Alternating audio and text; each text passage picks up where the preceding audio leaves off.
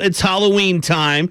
We're a lot closer now. So each Friday in October, I've been talking to Dan and Larry from the Ghosthunter Dan Norvell Project. They've been featuring different locations near and around Rockford that have some paranormal activity. Fellas, how you doing this morning? Morning. We're good. How are you? Good. So this next location, we kind of took a turn. We had something planned, but then you said, no, we really need to hit this. And it's a place that I never thought was haunted. It's a place that I've been with my family, doing hikes, doing visits, a good place to go outside.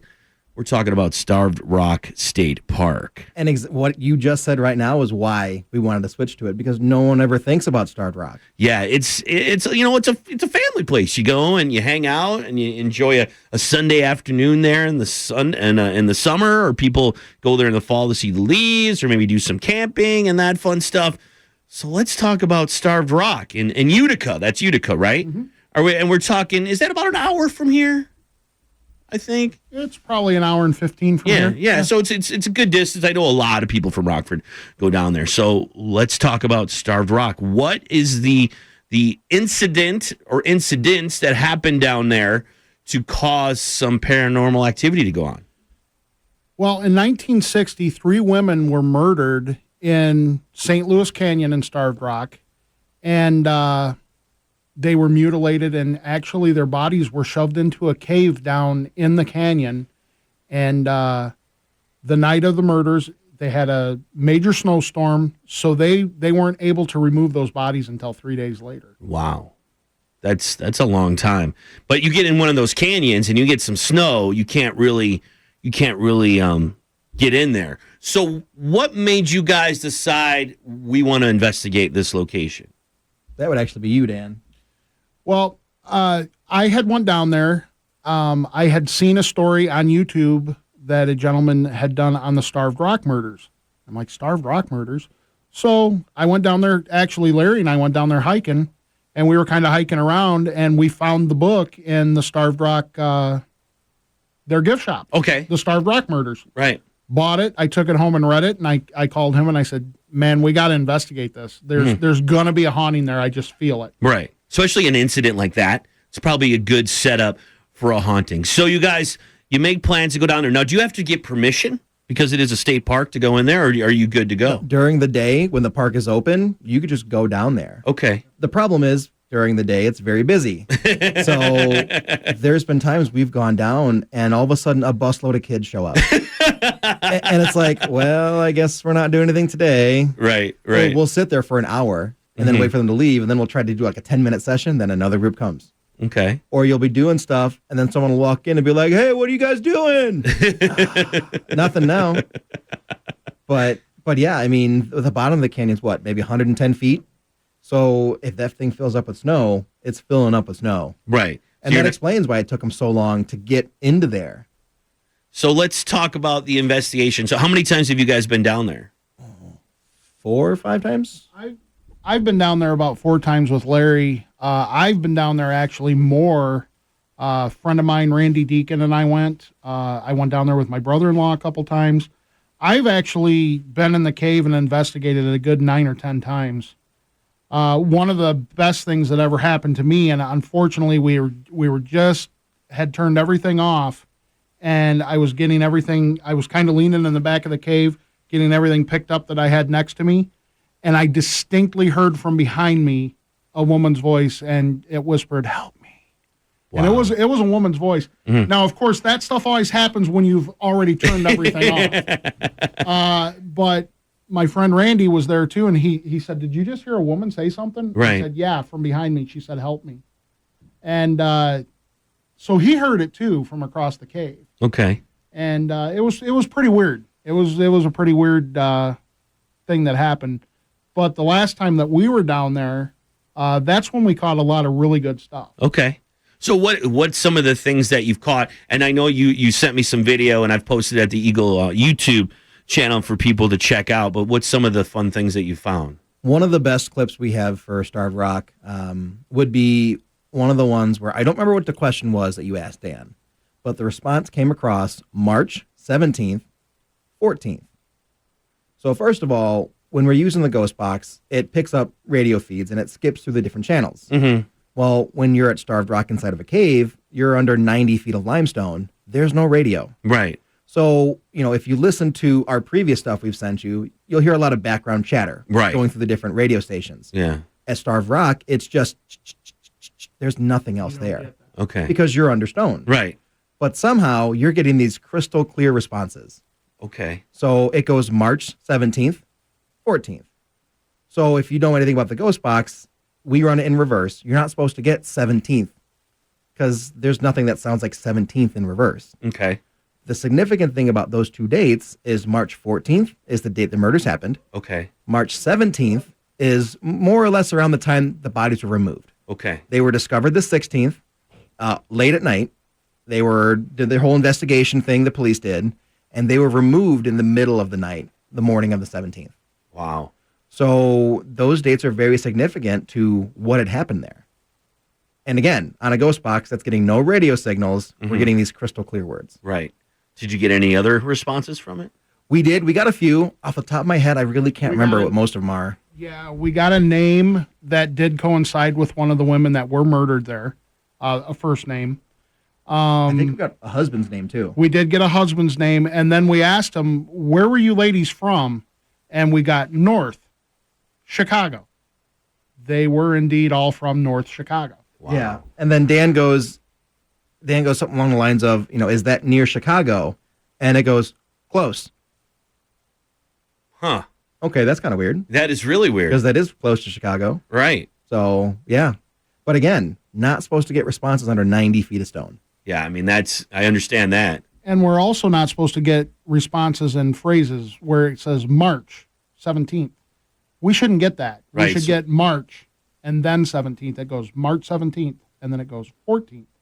So it put all that stuff together and gave us that message, and it coincided with the dates, which was what for us was a win, but it was really odd that, so it lends credence to the haunting of only the ghosts would know that other than us. Mm-hmm. And we're not down there talking. Okay. Other than asking questions. Talking to Dan and Larry from the Ghosthunters, the Dan Norvell Project. When you guys first started doing this, was it harder to pick up things, and as you've learned and developed your craft, is it easier to pick up on things now? Actually, when I first started doing this, I was a much younger man, my early 20s. I had an easier time hearing stuff. Okay. And then slowly through the years, as your hearing gets worse, it's a little harder now. And I feel like that's the same with anybody. The older you get, the harder it is to hear things. That's true. So a lot of the times, when we first started, I'd be sitting there, I'd be like, Dan, you got to hear this. And he's, 17 years older than me? So he's like, I can't hear a thing. Now I'm getting Plus, to the point. he's been listening to loud rock music his whole life, too. So now I'm getting to the point where I'm like, I cannot hear a thing on this. And he's like, welcome to my world. Right. But the other side of the coin is I think it's easier to catch stuff because we do now know what we're doing more than, being out in the fresh new realm of it. And, it was a big learning experience. And now, and I'm not going to ever say it becomes routine because it doesn't. Right. But it is easier for us to catch stuff. Yeah. Well, then, and we have better equipment now, too. We do. And the equipment makes a big difference. Right. I'm talking to Dan and Larry from the Ghosthunter, the Dan Norvell Project. You guys stick around a little bit more? Yeah, man. Sure. Let's talk some more ghosts at Starved Rock coming up. It's Rockford's home for Classic Rock, 96.7 The Eagle. Larry and Dan from the Ghosthunter, the Dan Norvell Project, are hanging out. We've been talking about Starved Rock and stuff, but before we go back into that, do you guys have any events coming up where people could check it out and come? I know people are excited for this kind of thing, so where are you guys going to be? Well, tonight we have, with Haunted Rockford and Kathy Kressel, we're doing a bus pub tour. Oh, nice. So I think Hope and Anchor's on there. And then there's another one in Rockford that's, I can never remember the name of it, but it's a little house. Okay. Very haunted, converted to a restaurant. Is that, I'm trying to think. Oh, Lucerne's. That's it. Lucerne's, yeah. So that's that one tonight. Right. So if you want to go on that and do the pub tour, you can go to the Haunted Rockford website, and then there's tickets on there. Okay. Then tomorrow night, we will be again with Kathy Kressel down at the Vets Hall. And you can also go to hauntedrockford.com for tickets if they're still available for that. And you can investigate with us tomorrow night, the historic Haunted Vets Hall and the proceeds go to the Vets Hall. And while I'm here, I'm going to give a shout out to somebody, if you don't mind. Go ahead. Cody and Lauren, if you're listening, there's your shout out. And then you brought some books with you today. Talk about the books real quick. So this is our first book. Okay. We have another one that's coming out, The Ghost of the Black Hawk War. That'll be next summer. This book's probably about 4 years old now. And this was really our first foray into the whole self-publishing paranormal books thing. Basically, we took a little over a dozen of our theories that we use on investigations, and we put them in book form. Okay. That basically says, this is what we follow when we go into places. And there's a couple in there that really stand out from the other ones. The first one is our theory of how spirits are able to interact with you. Okay. So if you're ever in a situation where you're on an investigation or you're at your house and all of a sudden you just get that unsettling feeling like, I don't feel good. I need to get out of this room. There's something bad about this room. Right. Well, what causes that? And for investigators like us, you get symptoms, if you will. That uneasy feeling, that kind of sick to your stomach, you get dizzy. And we started thinking about it and we're like, well, what causes that? Okay, so what causes that in real life? Not the paranormal side, the real life side. And we came up with radiation. Minute radiation sickness that the spirits are able to basically inflict on us. And you'll get some of those same things. Sometimes, when the spirits touch you, you get a red spot on your arm or wherever they touch you for a few hours. No different than the same thing with radiation. And we started looking at it, trying to prove it. So if you look at the visible light spectrum, light is radiation. You have IR, visible light, then UV. Well, when you're looking through evidence, shut up, Dan. You can't see him, but he falls asleep with this sciencey stuff. With IR, you don't get very much. With visible light, the light we see, you get a lot. With UV, we tend to get a ton. So if you look at it as a straight line, above UV, you would get more, presumably. Right. Now, let me ask you this question because, people that I've talked to before that do this, they don't get into this whole science side of it. Is that something unique to you, or are there a lot of ghost hunters out there that do look at the science side? There are a few. One of the most well-known would be the Kling brothers from Ghost Labs. They had a very scientific perspective. Most people tend to go the more spiritual side, and we do have a sensitive, so we do use her a lot, and she's always picking up amazing stuff. When we do stuff with Kathy, like her other bus tours this month, she's never been to these locations, and then she'll be like, why am I picking up someone from like hospice care? And then Kathy will be like, oh yeah, by the way, this building used to be, hospice care. And Tessa's like, what? and I'm sitting there and I'm like, yeah, you do that kind of stuff all the time. So you're used to it now. I'm used to but her you get somebody stuff. new that, it's got to be an interesting experience for you guys because we're going to go out with you guys. Yes. In a few weeks, but it's got to be interesting to have a newbie along that's never experienced any of this stuff for the first time.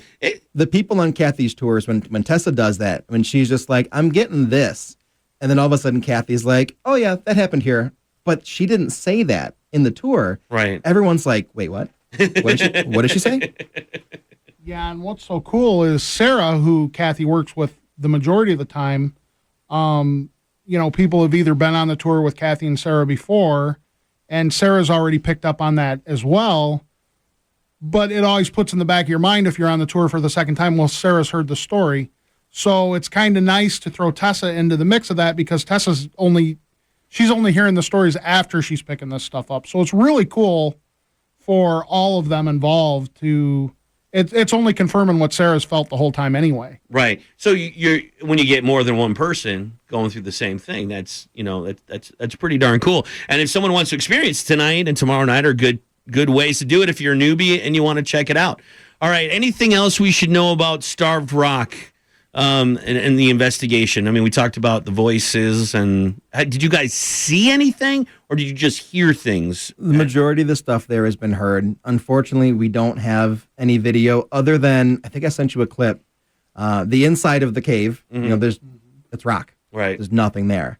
And one of the clips I sent you, it's kind of like a little cut-in zoom of our K2, which picks up electromagnetic fields. It's picking up in the middle light.